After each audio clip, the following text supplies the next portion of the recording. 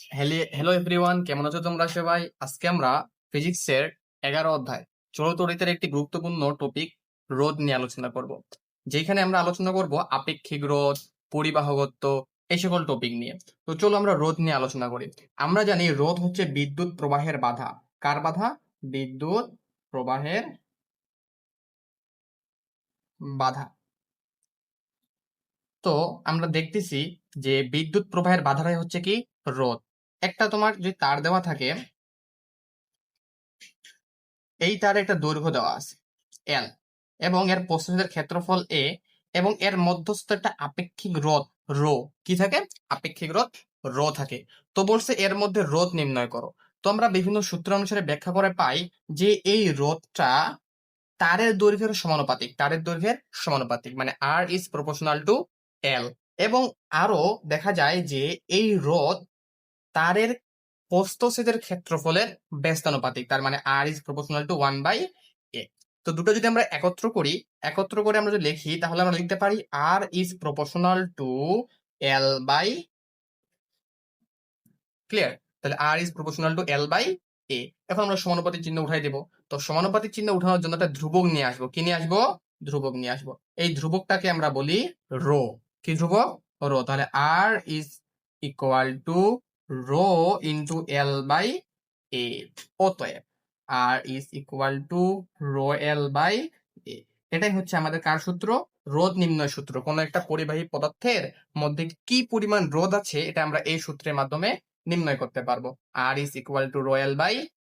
এখানে রোটা কি? রো হচ্ছে আপেক্ষিক রোধ। কি রোধ? রো হচ্ছে আপেক্ষিক রোধ। বিভিন্ন পদার্থের আপেক্ষিক রোধ বিভিন্ন হয়ে থাকে।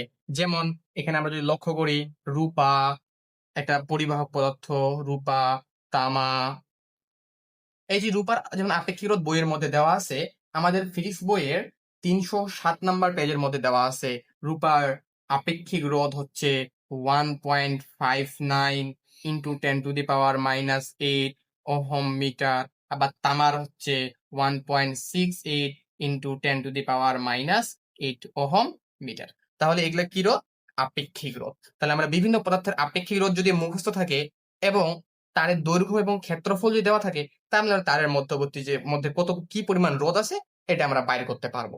চলো এবার আমরা পরিবাহকত্ব নিয়ে আলোচনা করি। কি নিয়ে আলোচনা করব? পরিবাহকত্ব। তো পরিবাহকত্ব জিনিসটা কি? পরিবাহকত্ব হচ্ছে আপেক্ষিক রোধের বিপরীত রাশি। প্রশ্ন দিয়ে দিবে আপেক্ষিক রোধের বিপরীত রাশি নিচের কোনটি? পরিবাহকত্ব। তো পরিবাহকত্বকে আমরা সিগমা দ্বারা প্রকাশ করি। কি দ্বারা? সিগমা দ্বারা। তাহলে পরিবাহকত্ব কি দ্বারা প্রকাশ করি? সিগমা দ্বারা। আমরা জানি সিগমা ইজ ইকুয়াল টু 1/ρ। মানে পরিবাহকত্বের বিপরীত রাশিটাই কি? আপেক্ষিক রোধ। তাহলে আপেক্ষিক রোধের বিপরীত রাশি কি? পরিবাহকত্ব। তাহলে আমাদের প্রশ্ন দিয়ে দিবে যে রূপার আপেক্ষিক রোধ কত। তাহলে আমরা যে রূপার আপেক্ষিক রোধ বাইর করতে চাই, আমরা যে আপেক্ষিক রোধ মুখস্থ রাখছি 1.59 ইন্টু 10⁻⁸, বলে পরিবাহকত্ব কত? তাহলে রূপার পরিবাহকত্ব,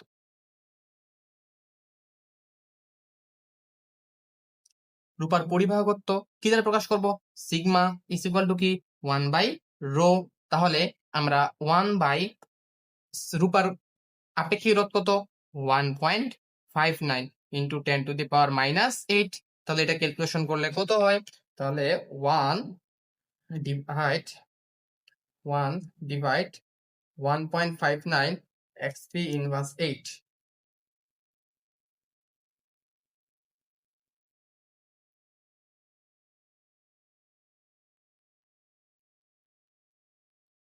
এটা ক্যালকুলেশন করে যা আসবে তাই হচ্ছে আমাদের অ্যান্সার, 1.59 ইন্টু 10⁻⁻8। তো আমরা যদি আপেক্ষিক রোধ মুখস্থ রাখি, তাহলে আমাদের কিন্তু পরিবাহকত্ব আর এক্সট্রা করে মনে রাখার দরকার হচ্ছে না। তাহলে আমরা এতটুকু বুঝলাম যে রোধ রোধ হচ্ছে বিদ্যুৎ প্রবাহের বাধা।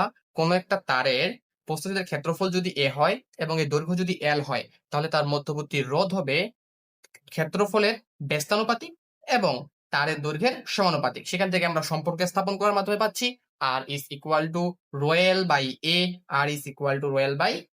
এখানে রো হচ্ছে আপেক্ষিক রোধ।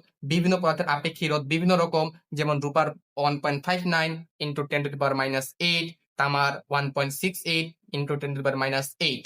এবার আসি আমরা পরিবাহকত্ব। আপেক্ষিক রোধের বিপরীত টার্ম। আপেক্ষিক রোধের বিপরীত রাশি হচ্ছে পরিবাহকত্ব। পরিবাহকত্বকে আমরা কি দ্বারা প্রকাশ করি? সিগমা দ্বারা প্রকাশ করি। তাহলে সিগমা ইজ ইকুয়াল টু 1/ρ। পরিবাহকত্ব কি? Sigma is equal to 1/ρ। এতটুকু মনে রাখবো। এইবার আমরা একক নিয়ে আমরা আলোচনা করব। কি নিয়ে? একক। তাহলে আমরা এতক্ষণ যেগুলা পড়লাম এগুলা রাশিগুলো পড়লাম। এবার আমরা এই রাশিগুলোর একক নির্ণয় শিখব। ঠিক আছে?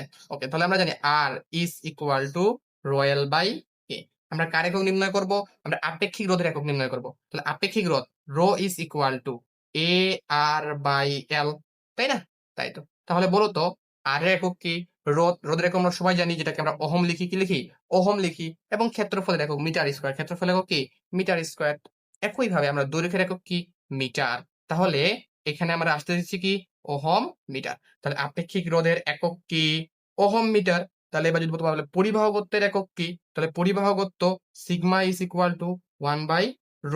তাহলে 1/ρ কত? রো এর একক কি? Ohm metre. আমরা কি লিখতে পারি? এটা পার ওহম পার মিটার, যেটাকে আমরা বলি সিমেন্স। কি বলি? সিমেন্স। ক্লিয়ার? তাহলে আমরা যাগুলা শিখলাম সেটা হচ্ছে আপেক্ষিক রোধ এবং পরিবাহকত্ব। আশা করি টপিকটা সম্পর্কে কারো আর সমস্যা হবে না। বাসায় গিয়ে ভালো করে প্র্যাকটিস করবা। প্লাস এখান থেকে আমরা নেক্সট ক্লাসে ম্যাথ প্রবলেম সলভ করব। ঠিক আছে সবাইকে? আসসালামু আলাইকুম। বাই।